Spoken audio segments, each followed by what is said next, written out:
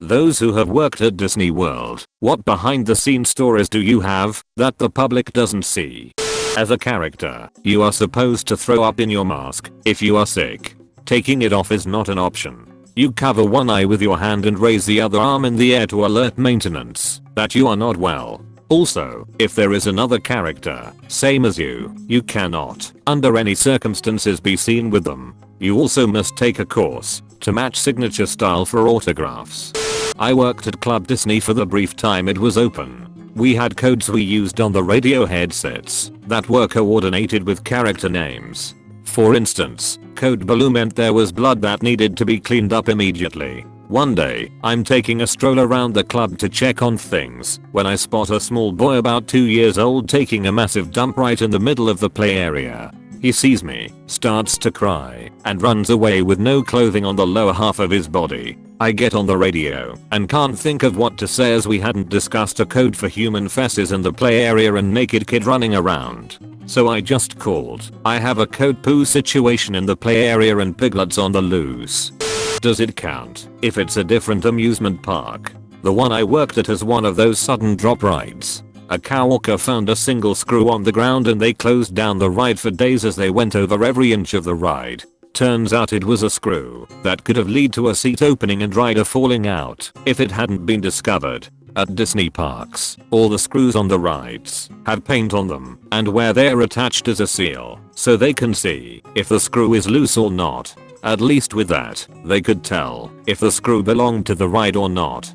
If you hear an announcement over the park-wide sound system looking for a specific person, it is something very important. Announcements like that have a chain of approval before Disney will allow the magic illusion to be broken. But it's not always bad news, like informing families of a death. I've done several park announcements to find someone to inform them an organ donation was matched. A medical courier was on their way to Orlando and they needed to get to the hospital ASAP.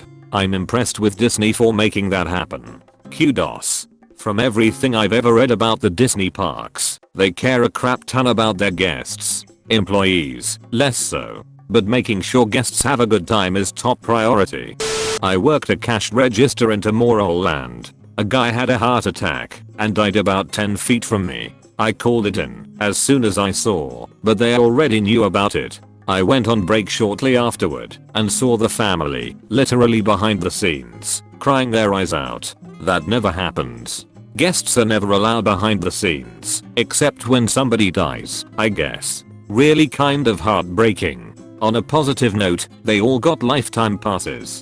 I don't work there, but had a relevant experience. The stories about underground passageways and secret police are 100% true. Was in the Magic Kingdom for a band trip in high school, hanging out with a few friends. One guy, we'll call him Jack, decided it'd be a good idea to shoplift some keychains from one of the stores. This being Disney, there were probably 50 different security cameras that saw this. A few minutes later we are walking through a crowded area when someone gave me a flat tire and we stop.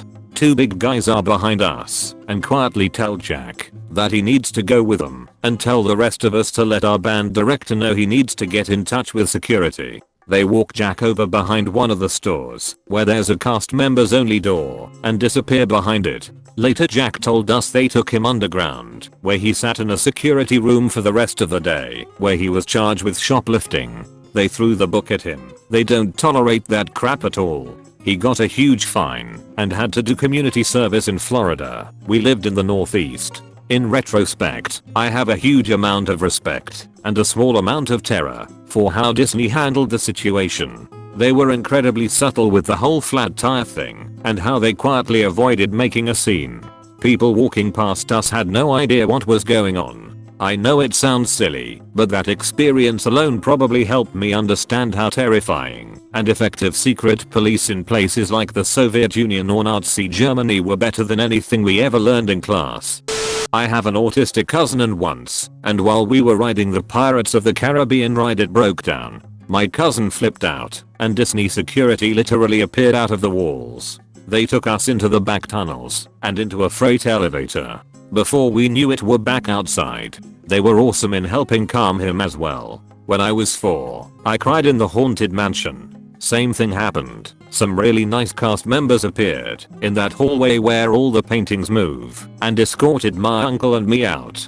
Now every time I go to Disney my family messes with me the whole time. Are you ready for the Haunted Mansion? Sure, it's not too scary. It's okay if you cry.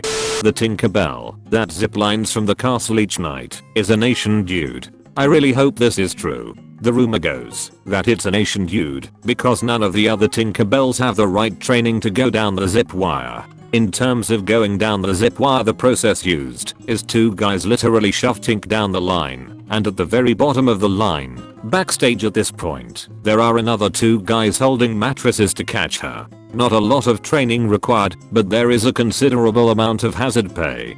On our family trip to Disney World, I was leaning over a railing looking down into some water a few unreachable feet below. I spot a tiny 1.5 feet to 2 feet alligator.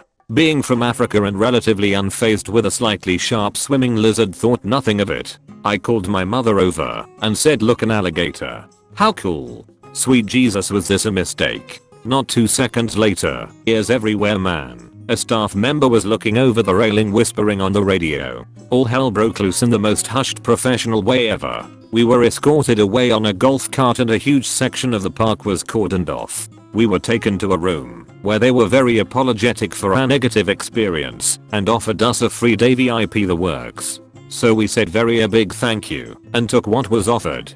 In future I will be smuggling other small harmless creatures in for free stuff. I also got stuck on the Big Thunder Mountain ride in Paris that was handled in a much more French way. Jesus de Soleil blows smoke in face. TL. Dr. Disney World plus tiny alligator being all CHILL equals free stuff. I love this description. Made a new account just for this thread. I'm a former Disney World Resort employee. I worked as a concierge at a deluxe resort, but sometimes had shifts at a value/moderate level resort. I came across a lot of famous and crazy people. Let me know if you have any questions. Government officials, including POTUS, normally stay at the Contemporary because it is the most secure resort. Celebrities want to stay in Cinderella's castle, but Disney has denied some of them based on how messy they have left hotel rooms before. Cast members see lots of famous people every day, all the time bragging about who you know to try to get free stuff from people. Getting paid minimum wage won't get you too far.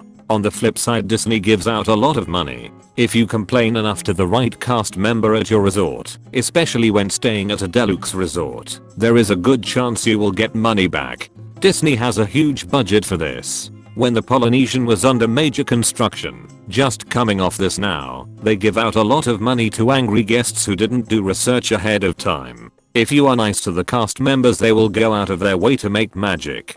I often sent up chocolates or gave extra fast passes to nice guests. If you are mean to cast members, you better believe we are putting notes on your reservation.